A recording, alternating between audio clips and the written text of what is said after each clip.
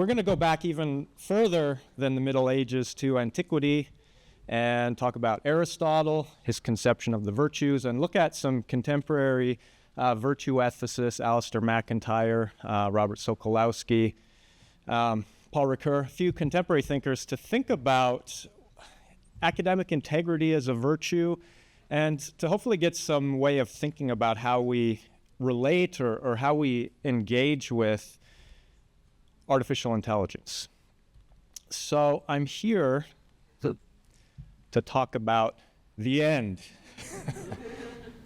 The end of academic disciplines, maybe even the end of academia. But by the end, I don't mean the decline and fall of the academy. I mean the end in the sense of telos, okay? This Greek idea of telos, which means the goal or the target toward which something is directed by its nature. Okay, so it's directed toward an end, a goal, that for the sake of which something exists. And so my argument is that in order to make sense of academic integrity, as a virtue, we need to be clear about the ends of our disciplines. And thankfully, a lot of the discussion that I've seen this morning is already thinking about that kind of stuff. You know, what does it look like in the classroom? I loved the presentation that Rob gave earlier, thinking about it also in the work that he's doing. I think that's a model of the kind of self-awareness and critical engagement that we need. Okay, so 4 theses on academic integrity. So first of all, academic integrity is not only about individual students, but about disciplines.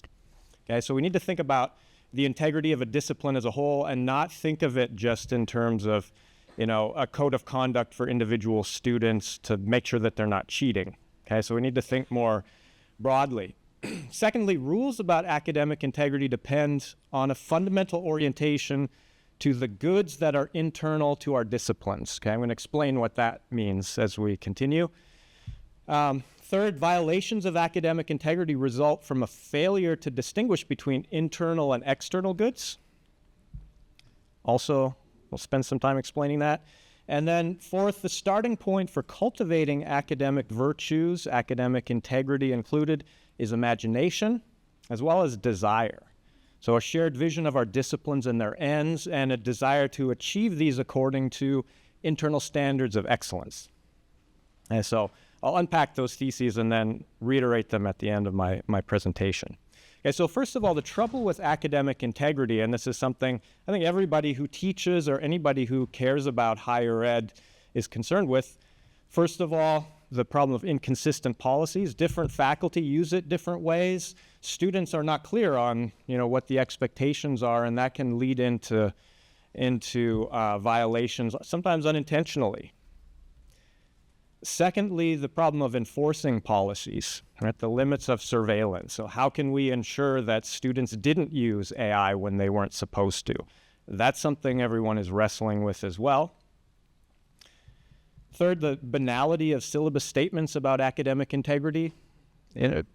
Probably, if you're like me, you just kind of see boilerplate stuff on that in your syllabus. You talk about it a little bit. Students maybe kind of glance at it, but it doesn't really register. It doesn't have much claim on their attention, let alone on their affections. So we need to think about that. And another problem is the narrow framing of academic integrity as a code of conduct, like I mentioned. It's just kind of, these are the rules that you need to follow so that you're not cheating, so you don't violate those rules. And then also the fact that it tends to focus on individual students. Like it's the student face-to-face with their computer, they're pressed for time. Should I use AI in this situation? It'll be really convenient. It'll save me a lot of time. It might result in a better paper. What do I do, right? I'm Hercules at the crossroads. Which path do I choose? That also fails to understand academic integrity as something that pertains to the discipline as a whole rather than to individual students making a choice. Okay, so let me dig into that a little bit more. So I'm looking back to Aristotle. And Aristotle opens his book Nicomachean Ethics with a really simple but significant observation. And he begins with the observation that everything that we do aims at some good.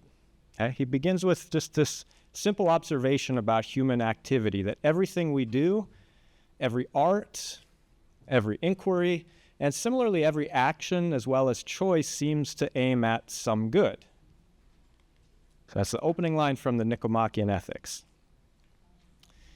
That includes academic disciplines, right? Every academic discipline, as a practice, as a body of knowledge, as a way of life, aims at certain goods. That's aiming at certain goods. Now, some of those goods are external, or we could say extrinsic goods. Okay, we might also call those purposes, right?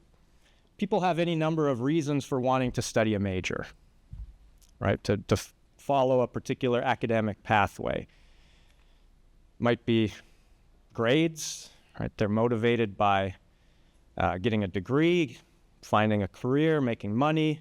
Maybe it's to achieve some kind of power or fame or status. It might be because they have social or political or religious aims. Right? So these are all good things. This isn't to say that they're bad things, but they're extrinsic or they're external in the sense that it's possible to pursue these goods by other means. You don't have to, say, study medicine or mathematics in order to achieve these goods, right? So they're pursuable by other means. That's different from internal goods. And there are two types of internal goods to our disciplines. We might also think of these as ends, right? The telos of the discipline, in the sense that it's intrinsically linked to this particular activity, this particular practice or discipline. It's not something you can pursue by other means. It's something that belongs intrinsically to that discipline, that practice. So one of those would be products, right? The things that are produced by the discipline, and the other would be particular ways of being. So I want to focus on those a little bit more. So the things that we might call outputs from the discipline, that might be knowledge, might be research or publications. In the arts, it might be performances or works of art, creative productions. I've got works of art twice there.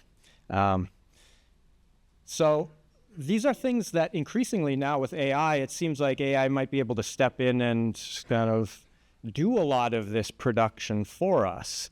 And that's where a lot of the hand-wringing comes from, a lot of the genuine concern. What role do our disciplines have now that AI is able to produce, say, passable term papers without any engagement from the student, right? So that's raising a lot of important questions. But we also need to remember that one of the goods that our disciplines aim at are particular ways of being. And by that, I mean certain skills, certain habits of mind, appreciation, expertise, judgment, taste, etc. Okay, so the disciplines aren't only aiming at moving information around and coming up with new, say, publications. They're not only concerned with making new content for people to stream online.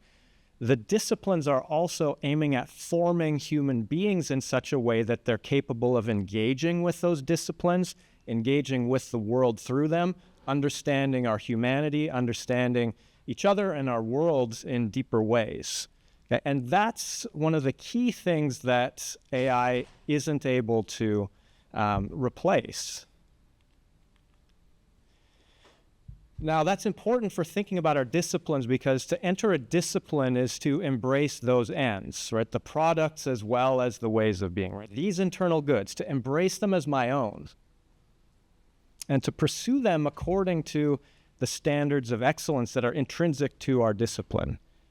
And one example, Angela earlier, I don't know if she's still here, Angela mentioned learning how to read like a blank, right? That's one of the things that our disciplines are aiming to do, is teach us how to read like a biologist, how to read a text like an English major, or how to read like a philosopher. Okay, that would be one example of the kinds of skills that we're talking about. So again, it's not just about producing some sort of output, but it's also about forming the student as well as the faculty who are engaged in this common enterprise so that they're able to pursue these standards that are intrinsic to the discipline. Now, in order to do this, we need the virtues. And by virtues, philosophers mean habits that enable us to recognize and to achieve those kind of internal goods. Virtue can also be translated as excellence.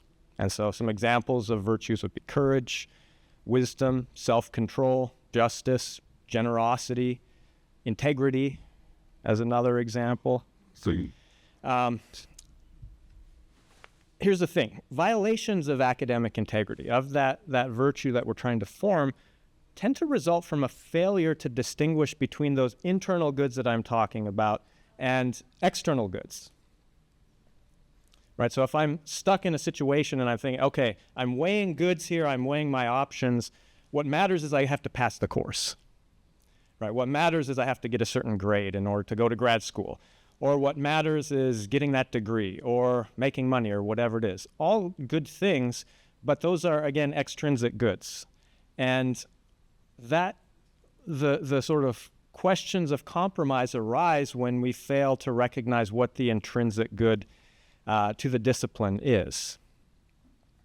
Now, we need virtues of character then in order to recognize the claim that rules about academic integrity make on us. So if it's only a matter of, well, I shouldn't cheat because that would be dishonest, I've got more urgent, pressing concerns to think about here, right? So rules don't really go deep enough into the motivations that guide us, not only as students, but as faculty, right? So as we're thinking about the disciplines we're pursuing, we need to have this kind of clear conception of what our goals are.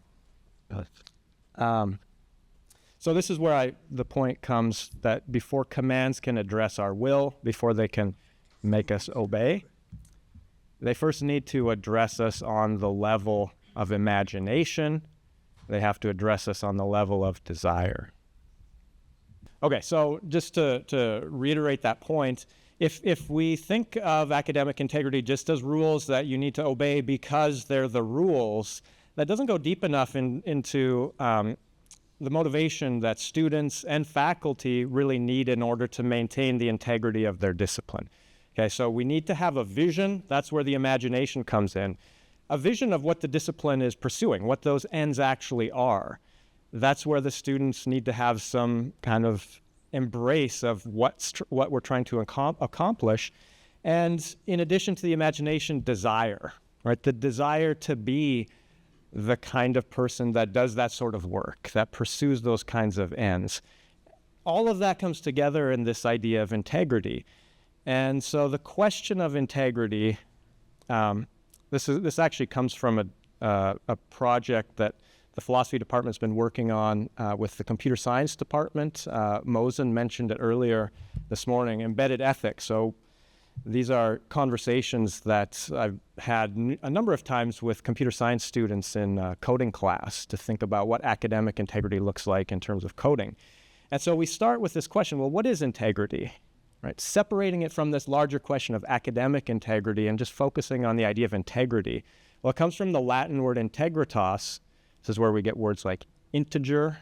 If you think an integer is a whole number as opposed to a fraction, it suggests a kind of wholeness or completeness as opposed to fragmentation. And so once we start thinking about it, students are pretty clear.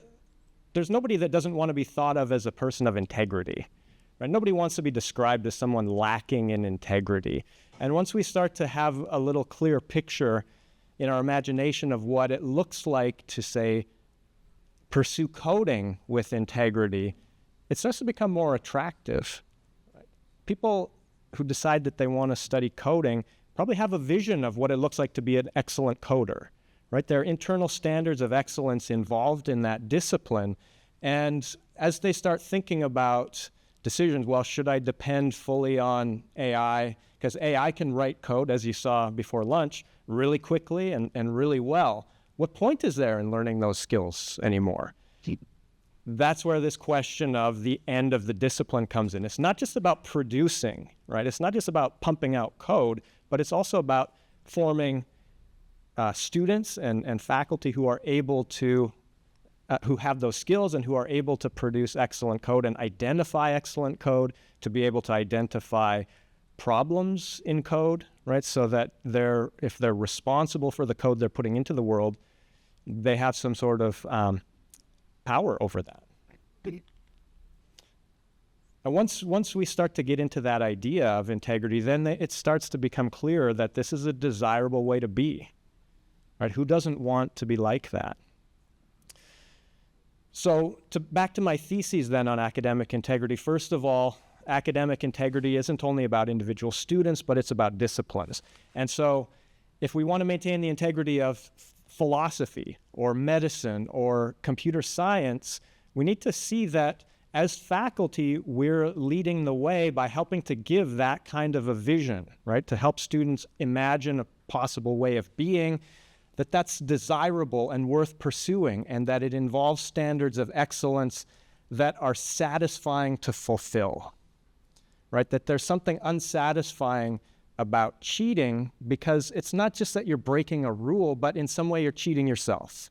Right? Now that sounds trite, right? That sounds really kind of, maybe simplistic. But once there's that kind of embrace of the discipline for its own sake, then it becomes much more desirable, right? The motivation is there. Okay, so that's why I say rules about academic integrity depend then on this fundamental orientation to the goods internal to our disciplines. And every discipline has to engage in the sort of reflection to identify what those ends are. Not just what our external goals are, but what are the internal goods that we're aiming at, so that we can help students see that. Right? Once you have that kind of embrace, then academic integrity takes on a new significance. Again, failure to distinguish between external and internal goods is the basis for a lot of these violations. And so that's why we need to cultivate imagination and desire, right? A shared vision of our disciplines and their ends, a desire to achieve these according to internal standards of excellence. Okay, thank you.